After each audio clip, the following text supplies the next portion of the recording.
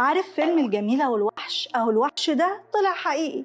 الحكاية بتبدأ في جزر الكناري سنة 1537 لما اتولد بيتروس جونسالفوس، طفل جسمه ووشه مليانين شعر لدرجة إن الناس افتكروه من الحيوانات. ولما وصل لسن 10 سنين بقوا يحطوه في قفص زيهم ويأكلوه الأكل ني ومش معتبرينه من البشر خالص. مش كده وبس، دول خرجوه من البلد كلها وبعتوه هدية للملك هنري الثاني لما مسك حكم فرنسا سنة 1547. إكمن الملوك وقتها كانوا بيتفشخروا بالهدايا والحيوانات الغريبة، والملك ساعتها افتكروا انه انسان الغاب وانه متوحش، ففضل يعامله بنفس المعاملة لحد ما نطق بيتروس باسمه. هنا بقى جابوا له الدكاترة اللي شافوا انه اكتشاف وازاي بني ادم يكون بالشكل ده، ومن ساعتها حياته اتغيرت شوية. الملك خرجه من القفص وجاب له مدرسين يعلموه الفرنساوي ولبسه هدوم زيه زي الوزراء اللي في القصر، وكمان بقى ياكل اكل مطبوخ، وكل ده علشان يخليه فقرة للضحك قدام ضيوفه ويتسلى بعياله. يعني بمعنى اصح بقى يتعامل معاه زيه زي اي حيوان اليف مربي. وبعد وفاة الملك هنري الثاني قررت مراته كاثرين دي ميديتشي انها تجوز بيتروس، وده عشان يخلف لها عيال بنفس الشكل.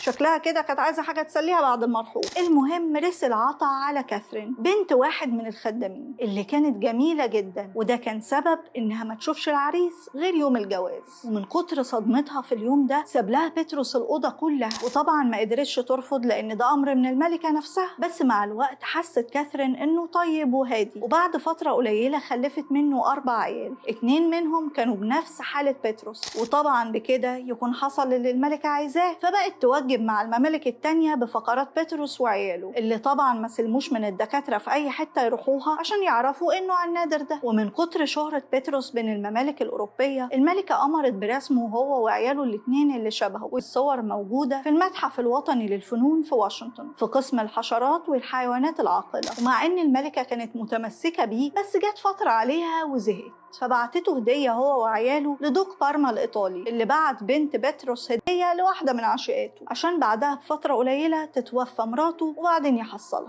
وبعد أكتر من 400 سنة على قصة بيتروس اكتشف العلماء إنه كان راجل طبيعي جدا، لكن كان عنده مرض نادر الدكاترة وقتها ما عرفوش يشخصوه، واسمه فرط نمو الشعر أو متلازمة المستذئبين. وعلى حسب موقع مستشفى بوسطن للأطفال فمن أسباب المرض ده ارتفاع نسبة الهرمونات الذكورية أو زيادة حساسية بصيلات الشعر، كمان اضطرابات الغدد الكظرية، وفي حالات نادرة بتكون الأسباب أورام أو اضطرابات جينية بالوراثة. وبعد حكاية بيتروس بحوالي قرن وبالتحديد سنة 1740 كتبت جابرييل سوزان دي فيلنوف روايتها الجميلة والوحش، اللي كانت بتعبر فيها عن معاناة البنات وغضبهم على الجواز من رجالة ما شافوهمش قبل كده، عشان بعدها بسنين طويلة وبالتحديد سنة 1946 فرنسا تنتج أول نسخة لفيلم